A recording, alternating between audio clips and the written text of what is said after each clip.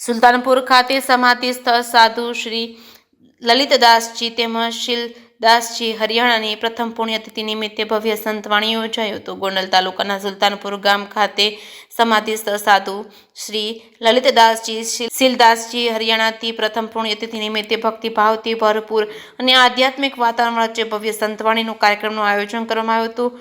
આપણા માણસુરના ચોરા પાસે તારીખ 21/1/2026 રોજ યોજાયેલ આ પુણ્ય અવસરે સમગ્ર વિસ્તારમાં ભક્તિ રસમાં તરબોળ બન્યો હતો।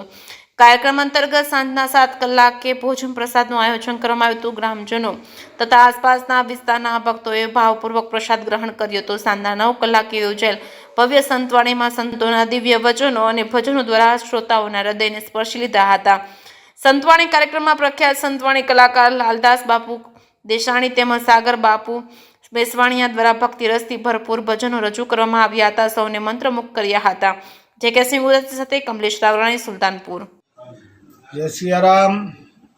आज हमारे सुल्तानपुर में ललित बापू की प्रथम पुण्यतिथि हितेश भाई ने खूब ज माँ बाप प्रत्येनी सम्मान की भावना कारण अमरे साधु समाज में तिथि महत्व बहु हो एटले अमे तिथिओने उजवीए छीए अने हितेश भाई आग्रहने कारणे अनेक साधु संतो दूर दूर थी पधार्या छे।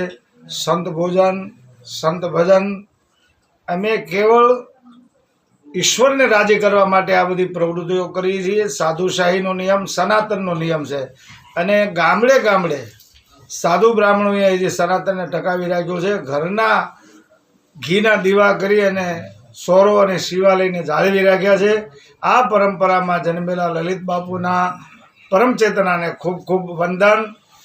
हितेश भाई ने खूब खूब अभिनंदन। અને સાધુ સમાજે આવી રીતે તિથિ મહોત્સવ કરી સમૂહ ભોજન સમૂહ ગાન આ કર્યા કરવું જોઈએ। જય સિયારામ। વાહ વાહ।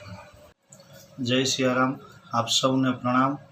હું કથાકાર લાલદાસ બાપુ દેસાણી રાજકોટથી જણાવતા ખૂબ આનંદ થાય કે સુલતાનપુર ગામને આંગણે સંત મિલન કો જઈએ તજીએ માન મોહ અભિમાન એવા સંતોનું મિલન એટલે કે અમારા હરિયાણી પરિવારમાંથી અમારે લલિતદાસ બાપુની પ્રથમ પુણ્યતિથિ નિમિત્તે संतो सगा स्नेहीजनों અને બધા જ્યારે મળ્યા હોય ત્યારે સમાધિની ચેતનાઓને રાજી કરવા માટે બધાય સંતો અહીંયા આશીર્વાદ આપવા માટે પધાર્યા છે।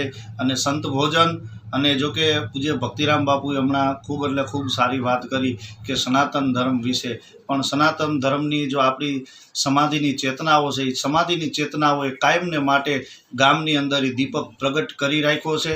અને દીપકને એવું અંજવાળું તમારે કાયમ જોતું હોય તો બાપ એમાં સનાતન રૂપી આપણે દિવેલ કાયમ ઉરવીએ અને એ દિવેલ ઉમેરી એમાં ભજન ભાવ અને ભોજન અને સંત મેળાવડા થાય એટલે મારો સાધુડો રાજી થાય, સમાધિમાંથી આશીર્વાદ આપે।